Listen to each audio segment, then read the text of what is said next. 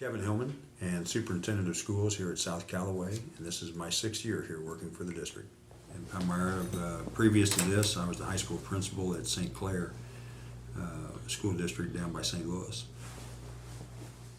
Every school is always looking for ways to improve, and especially in the high-stakes state testing world that we've become. We are excited about our improvement. We were a school here about 5 years ago that was running around 90% on those APR scores. In the last 4 years, we've had dramatically higher, 100% last year, 99%, was our results that came in this year. And so we've got work to do, though. We want to raise scores. Well, I'll tell you, for myself, I had moved down by St. Louis and was working at bigger schools and really enjoyed that. And there's certain challenges that a bigger school has. A lot more subgroups when you were talking about the testing that they have to deal with in a smaller school, and on and on. But one of the things for myself, I miss the personal one-on-one relationship with the students. It was hard to do that at a bigger school. It was just the numbers were too big. And so there were always students that were going into our school when I was working in school that size that I knew very little about their home life or what made them tick or their strengths and weaknesses.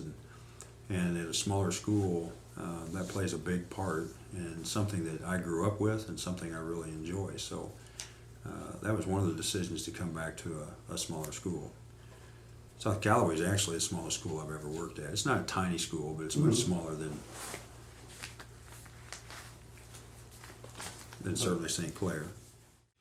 There is routinely, a dollar has to stretch further. I mean, it's harder to generate dollars at a smaller school. We do not have a tax levy at South Callaway because of our assessed valuation of the power plant. Mm-hmm. However, at most schools, whether I'm a big school or I'm not, there's a certain cost if I'm going to put in heating and air conditioning. And to generate that kind of money, it takes a lot more at a smaller school on a tax levy or something like that to try and generate that money. Whereas a bigger school, that's a smaller increase to the tax levy because usually the local assessment is much, much higher in that bigger school. We are very different than the rest of the state with that. We are totally dependent upon our local.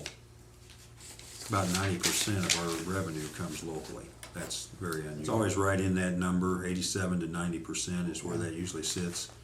That would, like I said, that's very unusual. New Bloomfield, North Callaway are around us. Their numbers are going to be drastically different than that of what they get local versus what they get state and federal. And so, again, everything that the state does affects us too, but doesn't impact us quite as heavily as what our local assessment does, although our local assessment has been all over the place. Our revenue that comes in is going to be about $10.5 million. And again, about 90% of that, just shy of 90%, 88% is going to be driven by utilities and railroads, which is largely the plant. History that this was a school district that was trying to raise the tax levy back in the 70s and up through 1980 because they were in financial difficulty, great financial difficulty, I guess I could say. And about then is when the power plant came in the early 80s, and so since that time, it's always stayed at 275. A minimum amount that it cannot drop through that you would be a revenue that you can collect.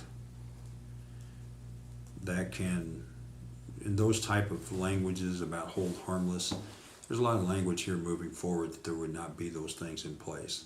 We've got a couple different sources that are providing. Kingdom Telephone is providing, and then Callaway County REC also is a provider, and then any satellite companies that may be out there. But that's two local vendors that are providing that. And I would tell you that I couldn't tell you any percentages, but what was available for high-speed internet to our families 6 years ago versus now has drastically changed.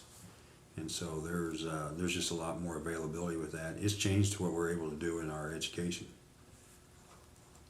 We are a one-to-one device school, so our students all the way down to kindergarten through 12th grade have a electronic device.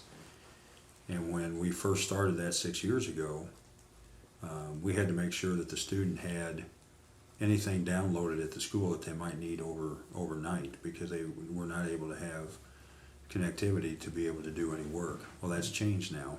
With the increase of connectivity, students have those resources anywhere they go with a device. Most small schools, the school district would be the biggest employer. The only reason that we're not is because the power plant is, but we're second, and and that's usually the case of we have I believe it's 174 persons on payroll. Some of those part-time, some of those full-time, and a lot of long-term families. We have anything from people that we hire in the summer to kids just getting out of college and getting their first job to senior citizens who are working part-time. I'll get our actual count, but we're right at K-12. We're right at 780. That's actually significantly lower than it was about 15 years ago. Corey Pontius. I'm the elementary principal. Been in the district 15 years. I think the biggest thing is a school like South Callaway is the hub of a community. It's a place that brings people together. I know that in our situation at South Callaway, how we are set up allows for us to have some really tight relationships with our students and our parents. I mean, we are able to, and through that are able to meet the needs of our students. We have a lot of the teachers that do work in the district. Some of them are commuting from Jeff City and Columbia on a daily basis. There is a great agricultural influence in the area, of course. The Ameren is a large employer in the area, and just as teachers come in to work here, a lot of our patrons go out to work in areas in Jeff City, Columbia, different. I mean, and it's not limited to Jeff City and Columbia, but I think that goes both ways. We've got a community full of extremely hard workers that value education, which makes our job much easier. So the hard-working mentality carries on with the students in the classroom. Well, my name is Liz Biddle. I am teaching first grade this year, and I've been teaching for 31 years this year. I don't know, this is the only school I've ever taught at. So when I think about rural schools, this is the one I think of. This is the one that I have experience with. As a matter of fact, I went to school here from kindergarten through 12th grade. And so, like, looking around my classroom right now, there's a girl sitting right there. Her mom and dad and I graduated together. Her dad and I started kindergarten together. The little girl over there, I had her mom in school. And so that's a wonderful connection that probably you don't have as much of in a